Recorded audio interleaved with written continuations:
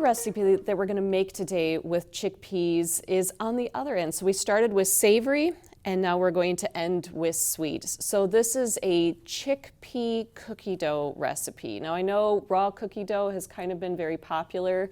Personally, I still have my qualms about it because of so many of the ingredients are not very safe for us to eat raw. This one is. It's completely plant-based. So today for our chickpea cookie dough recipe, what we're going to need is a good food processor. We're going to need some chickpeas. And so what I did is I drained and kind of dried off a can of no added salt chickpeas. I also took about half a cup of raisins and I soaked it in warm water for about 15 minutes. We're also going to need just a little bit of sweetness. So I actually took a local favorite here. I'm adding about 3 tablespoons of maple syrup. So we're actually in maple syrup time. So this is a great ingredient to be using, and a homage to all of those out there doing sugaring off events right now. I'm also going to add just a little bit of vanilla, about a teaspoon of vanilla, half a teaspoon of cinnamon, and then we will end up with our chocolate chips, because what would chocolate chip cookie dough be without chocolate chips? Now I will say these particular chocolate chips, I like to go with more of a dark, and I look for things that are fair trade and eco-friendly. So those are available on the market. They're actually quite easy to find these days. So find one that works well and that has the preferred flavor profile for your family.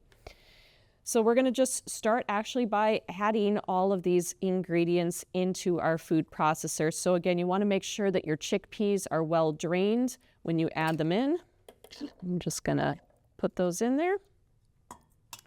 And then with the raisins, I don't typically add the water in unless I need to. So I'm just going to actually just use a little bit of a fork. If you have a slotted spoon, that would work as well.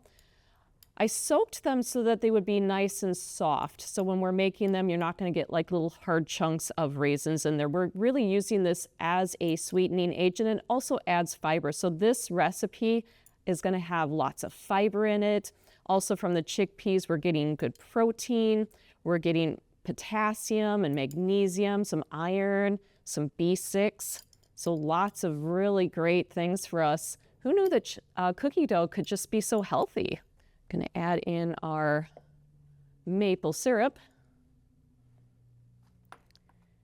and just a little bit of the vanilla and the cinnamon. Now we're going to leave the chocolate chips until the very last. I don't actually want to process those up. And we'll put our lid on here. And with this one, I tend to start with more of a chop mode rather than a puree mode.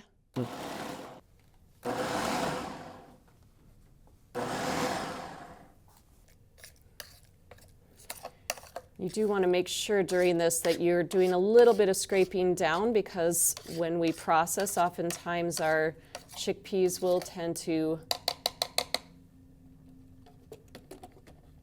float to the top. So with this recipe, I usually like to start it out by chopping and then move into pureeing. I like to get it so I still have a little bit of texture in it. Again, I will tell people that this is based on their preference. If you tend to like a more smooth cookie dough, you can certainly mix it up even more than this. But you want to make sure that everything is well blended together. And then when you're done with that, all you do is you just remove it from the food processor and transfer it into a bowl. And then we're just going to stir in our chocolate chips. So we're just going to mix in our chocolate chips. And again, this is a great dish to do with kids, because the more that they can be involved in the cooking process, the more likely they are to try this recipe. And from here, we are ready to enjoy our chickpea cookie dough.